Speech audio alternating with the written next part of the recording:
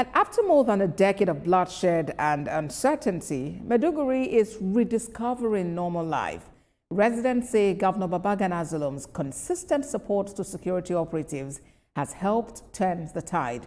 Our senior reporter, Jesse Tafida, tells the story of a city learning to breathe again. Once spoke in whispers.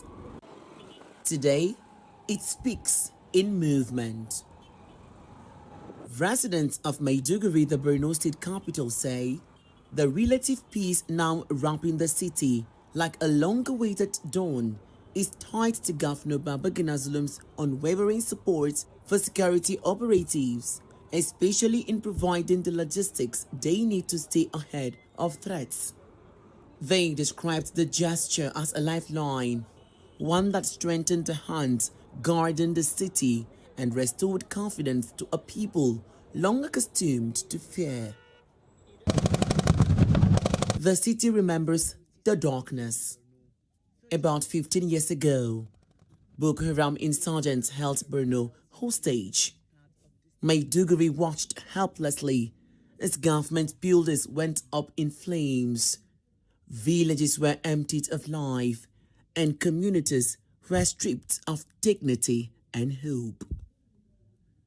But even in those darkest hours, the Nigerian military and other security agencies refused to blink. They stood their ground, absorbing losses, pushing forward, and gradually forcing terror to retreat.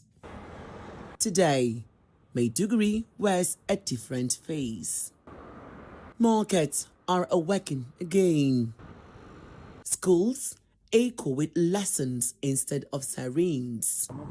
Farmers return to their lands. Traders to their stalls. And families to dreams once postponed.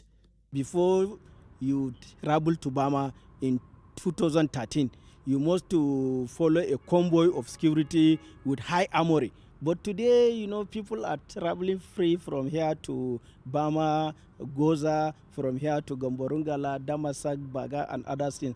At least before now you go to Yamaturu, you must to spend about 5 hours before you reach Damaturu. But now within a blink of an eye you can go. That shows that there is a great improvement in the security situation. But before, when they say 6 o'clock there is curfew, you cannot move. At times 2 o'clock in the afternoon they say there is curfew because of the insecurity. Security situations in Borno State about 10 years back, at least we have faced a lot of challenges.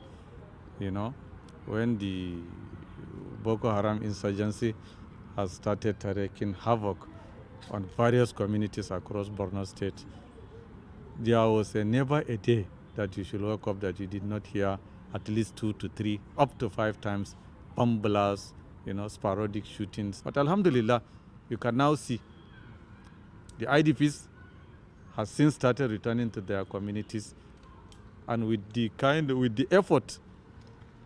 one candid effort that governor put in place was the introduction of these agro rangers, which saw the return of farmers to their farms. But before, nobody was able to even access their farms. For returnees from liberated communities, life is no longer a pose. They are rebuilding, brick by brick, lesson by lesson. Education is finding its footing again. Agriculture is reclaiming the soil.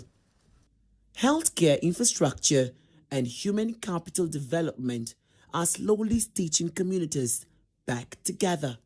Those who lived through the worst years say the contrast is striking. The city that once crouched in fear is now standing tall, still cautious but hopeful. Maiduguri's journey is far from over. But for the first time in years, the city is not just remembering what it lost, it is imagining what it can become. Jesse Tafida, TVC News, Maiduguri.